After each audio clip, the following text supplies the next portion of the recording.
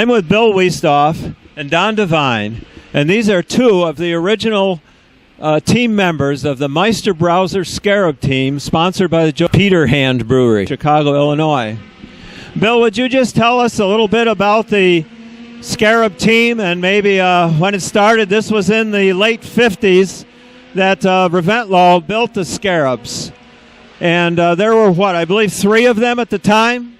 Yes, I believe that's correct. The cars were built in California by Troutman and Barnes, and Harry decided that he needed a better car than the boat car, and Reventlow agreed to sell him one of the cars, and that was the beginning of the Scarab part of the Meister Brauer racing team. Don, tell us a little bit about your involvement with the Scarabs. I met Harry Heuer and Augie Paps at Milwaukee in 1960, and in '62, Harry asked me if I would like to drive the Scarab. So I had 2 practice sessions and 1 race, and crashed at that race when a throttle stuck. I then was a full-time driver in 1963, ran the car 14 times at different events. Won a national at VIR and also a regional race at Danville.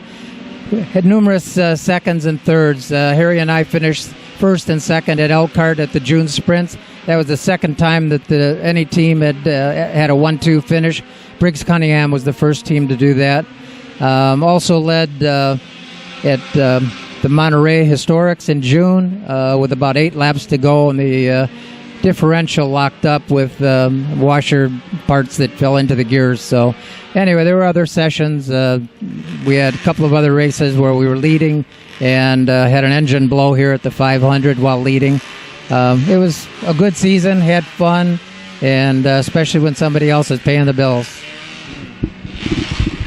Now, Bill, you didn't drive the Scarabs all the time, but your involvement, when did that start? Well, I had the opportunity to drive it at Meadowdale. I was driving a Porsche RS60, and I had a mechanical problem with the car, and Harry had a problem with his Formula Junior, and he had an accident that the doctors wouldn't let him drive the car on Sunday, so he asked me to drive the car, and I'd never sat in it before, but they orientated me to the switches and buttons and cut me loose, and it all worked out pretty well. It took a few laps to get a feel for the car, and then went on. I did win the race that day, so that was a very wonderful opportunity and an awful lot of fun. Don, what are your remembrances of Harry Heuer? Unfortunately, he passed away recently. Yeah, Harry had several issues with health. He passed away May 25th. He was really looking forward to coming to this event.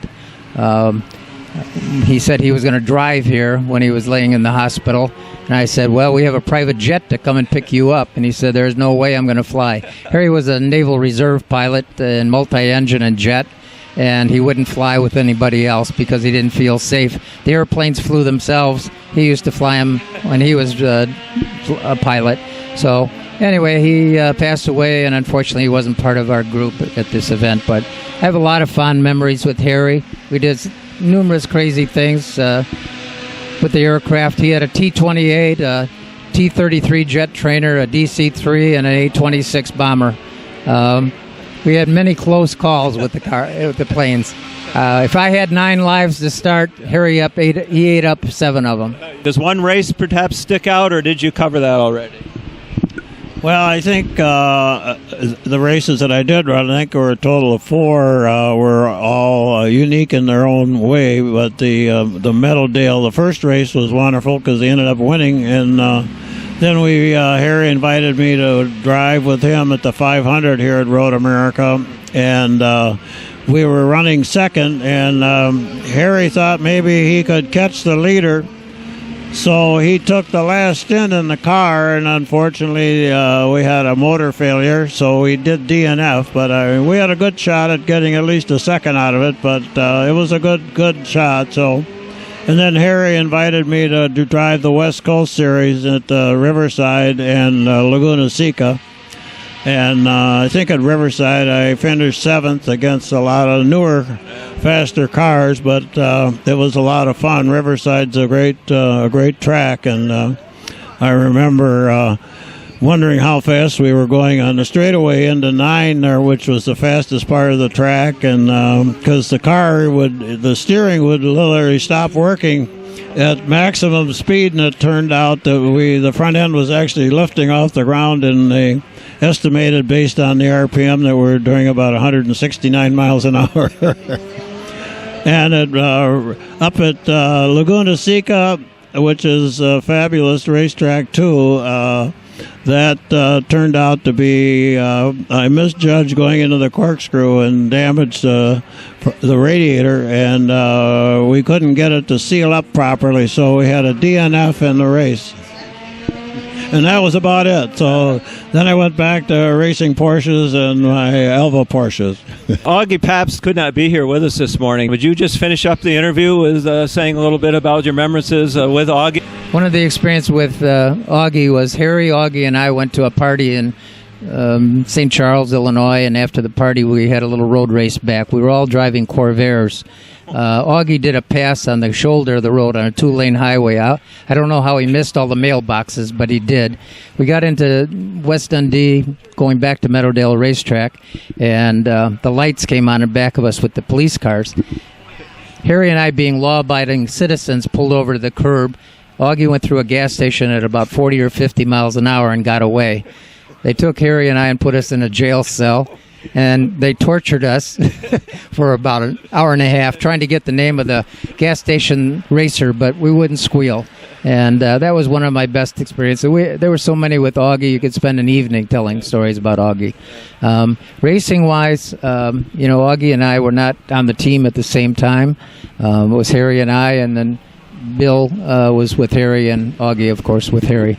But I did compete against Augie on numerous occasions, and even in vintage cars. We were running Indy cars out at San Diego, and a few other different events over the years. So I love him, and I wish he was here with us.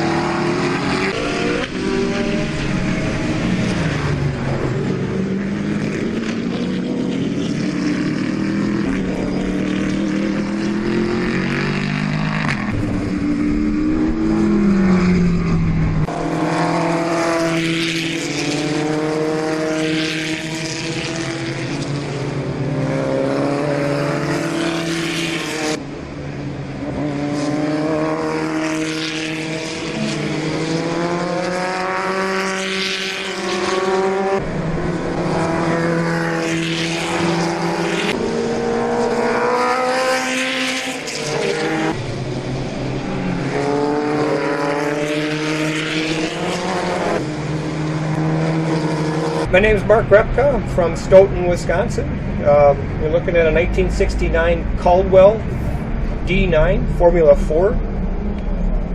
Won the national championship at SCCA in 1969, driven by Skip Barber. Not this particular chassis, but a chassis similar to it.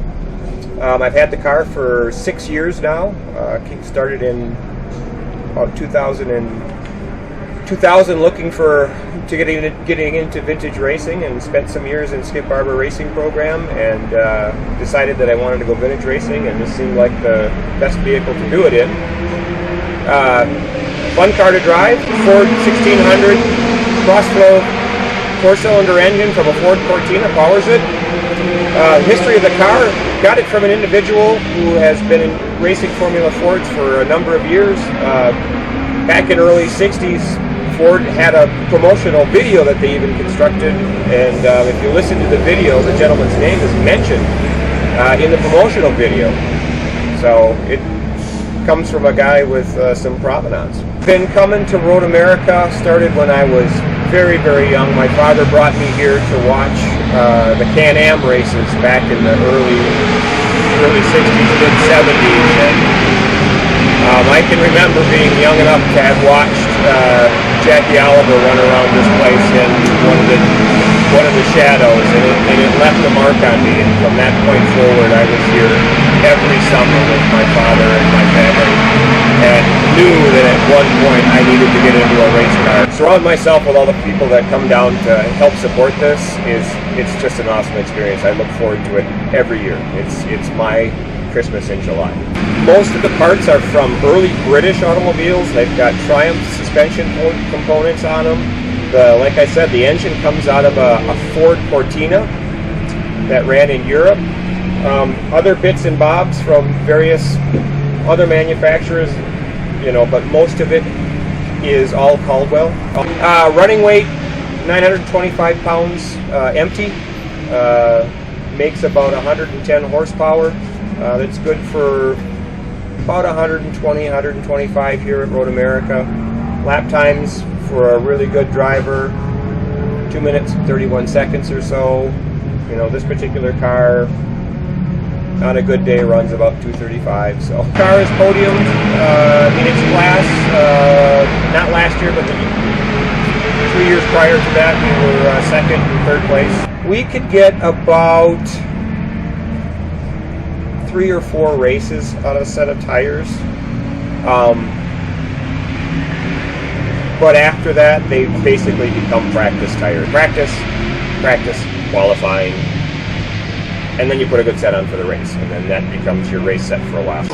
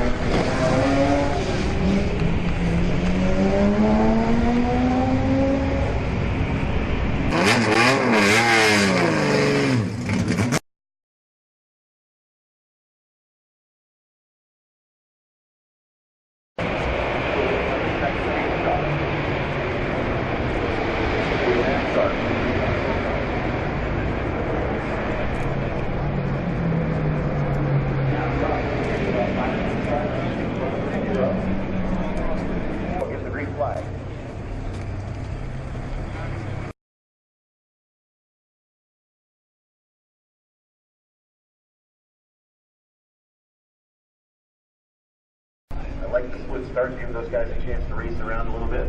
Good idea. Over.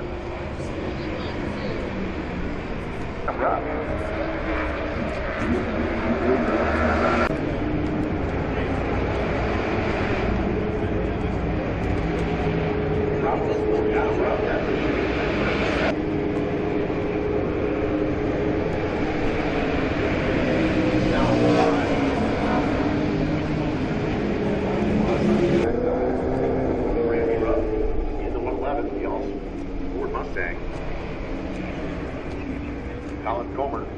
Up to the second spot in the Mountain Dew Mustang. Dick Howell,